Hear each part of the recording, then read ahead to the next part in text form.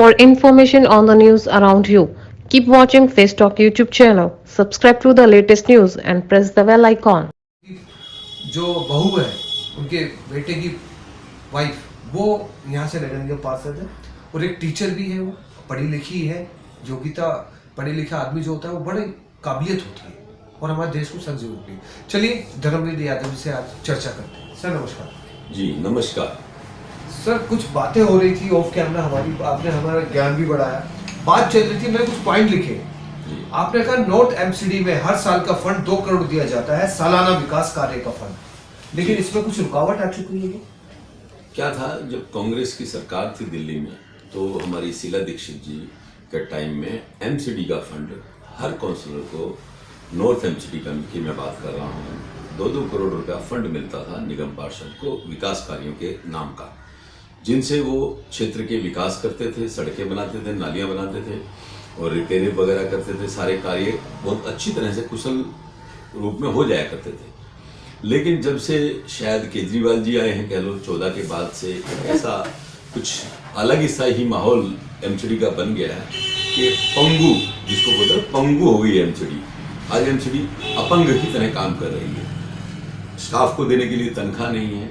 निगम पार्षद, पहले साल जब निगम पार्षद ये हम लोग चुन के आए तो पहला साल हमारा ऐसे ही निकल गया, लास्ट मोमेंट पर 20-20 लाख रुपए हमें दिए गए, जिस 20 लाख में आप लाइटें भी लगवाएंगे, रोडी बदरपुर भी खरीद देंगे, ईंटें भी खरीद देंगे और सारा मेटेरियल लेके आप विकास के कार्य भी करेंगे।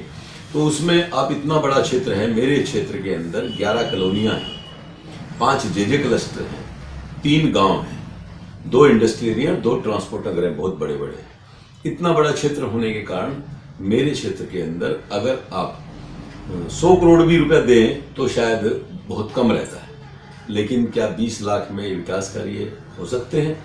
फिर भी हमने अपनी सूझबूझ से और तजर्बे से, जो पिछला हमारे पास 25 साल का तजर्बा है, निगम पार्षद महेंद्र यादव जी रहे, देवेंद्र यादव जी रहे, उन्हीं के सानिध्य पे मैं चलते हुए मैं आज, और निशा यादव मेरी पुत्रवधू, मेरा सहयोग करते करते हम लोग यहाँ तक पहुंचे हैं कि हमने अपने वार्ड में पिछले 4 साल लगभग होने जा रहे हैं, हमने 4 साल में लगभग 100 करोड़ प्लस का कार्य, विकास कार्य हमने अपने क्षेत्र में करा दिया।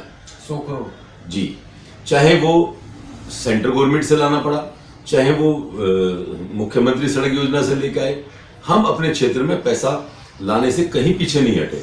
जहां भी हमें मिला, चाहे हेल्थ डिपार्टमेंट का हो, चाहे किसी भी डिपार्टमेंट से हमें जहां मिल सकता था, हमने पूरी कोशिश की और हम पैसा ले गए।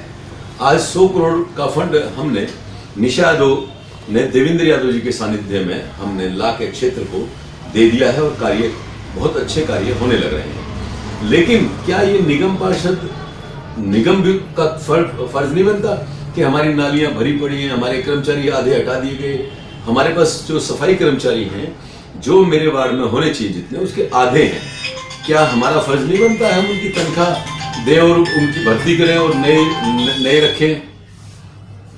क्या ये हमारी एमसीडी में बैठी हुई हमारे मेयर साहब या हमारे जो भी नेतागण हैं वो इस पर सोचें और कुछ ना कुछ इस पर कार्रवाई करें, जिससे हमारे कर्मचारी बढ़ाए जा सके और हमारे क्षेत्र में जो साफ सफाई की व्यवस्था है जो बिल्कुल चरमरा गई है, इस पर अमल किया जाए। कर्मचारी नहीं होने से और बार बार हड़ताल का होने से, पिछली 3-4 बार हड़तालें हो चुकी है। जब देखो जब हड़ताल हो जाती है, उनके पैसा नहीं देते, कर्मचारी को 5-5 महीने की सैलरी नहीं देते। मेरे वर्क्स डिपार्टमेंट के कर्मचारी की सैलरी नहीं आ रही, मेरे मलेरिया डिपार्टमेंट के कर्मचारी की सैलरी नहीं आ रही, मेरे ऑफिसर्स को कई महीने से सैलरी नहीं मिली, मेरे जो झाड़ू पोछा लगाने वाले जो बेचारे, हमारे स्वच्छ भारत अभियान का सपना कैसे दिखा रहे हैं मोदी जी? क्या स्वच्छ भारत को बनाने वाले जो हमारे कर्मचारी भाई हैं, उन कर्मचारियों को टाइम पे वेतन ना देना, क्या ये उचित कार्य है? तो मेरी यही एक डिमांड है सभी से, सरकारों से, चाहे मोदी जी हो चाहे केजरीवाल जी हो, कि हमारे क्षेत्र छोड़ दो, पूरे दिल्ली के अंदर जो आज नरकीय माहौल है इसको सुधारो, कर्मचारियों को टाइम पे वेतन दो और जो कर्मचारी, सफाई कर्मचारी हमारे यहाँ नहीं है उनकी भर्ती करो, उनको जो कच्चे बेचारे 20-20 साल से बैठे हुए हैं उनको पक्का करके कुछ कच्चे भर्ती कर दो, जिससे कि पैसा भी बचेगा और कच्चे लोग भी काम करेंगे। तो मैं तो यही प्रार्थना करता हूँ मोदी जी से भी और केजरीवाल जी से भी कि कुछ एमसीडी का सुधार करो, जिससे एमसीडी आगे अच्छे विकास कार्य करा सके। अच्छा सर, कल हमारे देश में 72 साल हो गए थे देश को जी। और एक जगह शक्ति प्रदर्शन हो रहा था, राफेल की ताकत दिखाई जा रही थी, बड़ी अच्छी अच्छी झांकियां दिखाई गई थी और वहीं कुछ प्री प्लानिंग हो रही थी। मैं नाम नहीं लूंगा, वो किसान भाई थे या शरारती तत्व थे, हमें नहीं मालूम, लेकिन जो कल हुआ सरकारी संपत्ति का नुकसान हुआ, 143 पुलिसकर्मी घायल हुए और बहुत सारी सरकारी संपत्ति को नुकसान पहुंचाया और भी उन्होंने बैरिकेड नाले में फेंक दिए। और सबसे अपमान जो चिंताजनक की दुख की बात है, हमारे तिरंगा झंडा वो भी कल के दिन 26 जनवरी के दिन उतार दिया गया और अपना झंडा वहाँ लहराया गया। क्या आपकी नज़र में ये किसान भाई, अगर किसान भाई है या जो भी है, क्या ठीक है? देखो, ये हमारा एक राष्ट्र पर्व है।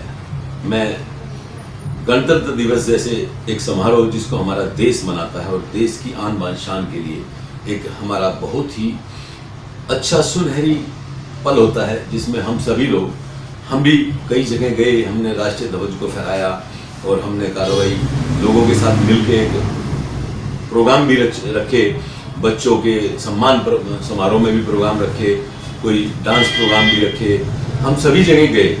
किसान आंदोलन से जुड़े हुए भी हम लोगों ने उनके लिए भी कुछ ना कुछ सोचा कि हम उनके लिए भी किसान, जो हमारे किसान भाई, देश का किसान, मैं समझता हूँ कि ये जो कार्रवाई लाल किले पे हुई ये निंदनीय है और ये नहीं होनी चाहिए थी। और हो सकता है कहीं ना कहीं इसमें किसकी साजिश है ये मैं नहीं जानता, लेकिन मुझे तो साजिश इसी नजर आती है। किसान आंदोलन में जो 60 दिन से किसान बैठा है वो कोई उपद्रव नहीं कर रहा है, तो मैं नहीं समझता कि किसान ने कोई उपद्रव किया होगा। कहीं ना कहीं इसमें कुछ बैड एलिमेंट्स घुस गए हैं जिन्होंने इस किसान आंदोलन को भी खराब करने की कोशिश की होगी, और जो हुआ है ये गलत हुआ है, ऐसा नहीं होना चाहिए था।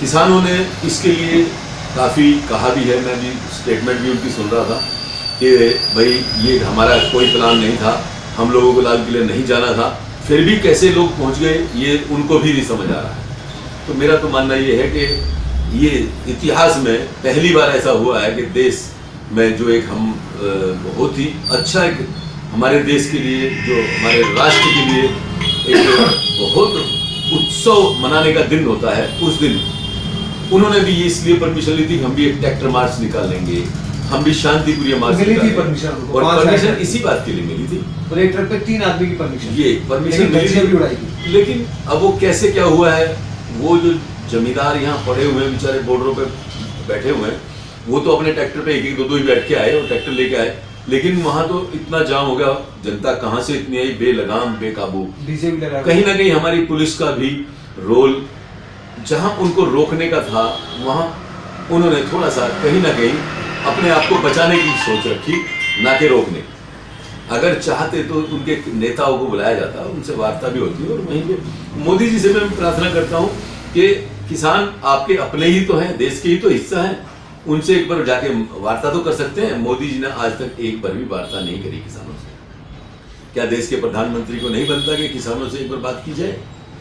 क्यों नहीं की जा रही, समझ नहीं आ रही है। पार्टी जा रही है, मंत्री जा रहे हैं, लेकिन मोदी जी भी कर लेते, क्या दिक्कत थी? तो मेरा तो मानना यह है कि जो कुछ हुआ वो गलत हुआ, अगर लाल किले वाला मामला है। बाकी किसानों का आंदोलन था, उन्होंने आंदोलन का भी एक पार्ट था, कुछ ना कुछ गलत जरूर हुआ है, जिसके लिए वो भी कार्रवाई पे लगे हुए हैं, वो भी ढूंढ रहे हैं। यहाँ तक कि मेरे सामने की बात है, मैं देख रहा था कि किसी पुलिस की गाड़ी पे किसी ने पथराव किया, तो किसानों ने उसको पकड़कर पुलिस के हवाले किया। बाईपास की बात है, घटना है। मैं वहाँ के हमारे एरिया क्षेत्र की, मेरे क्षेत्र से रैली निकल रही थी, तो मैं उस क्षेत्र में SHO साहब के साथ वहाँ खड़ा हुआ था, पुलिस मेरे साथ थी, और पुलिस के सामने ही वो जिसने भी गाड़ी, किसान उसको पकड़ के लाए, और उन्होंने, किसानों ने उस आदमी को जिसने गाड़ी को तोड़ा उसको पुलिस के हवाले किया। तो किसानों कैसे गलत मान सकते हैं? जी, तो ये थे धर्मवीर यादव जी। एक बात बड़ी अच्छी लगी, कल की घटना की ये निंदा करते हैं। और दूसरी बात बहुत अच्छी लगी, जो अभी तक मैं दिल्ली में, क्योंकि इससे पहले मैं 1.5 महीने यूपी में था, जो दिल्ली में अभी तक जितने प्रोग्राम किए मुझे कूड़े के ढेर में हर जगह मिले, लेकिन एक ऐसा क्षेत्र है धर्मवीर यादव जी का, उन्होंने कहा कि पूरी दिल्ली में आपको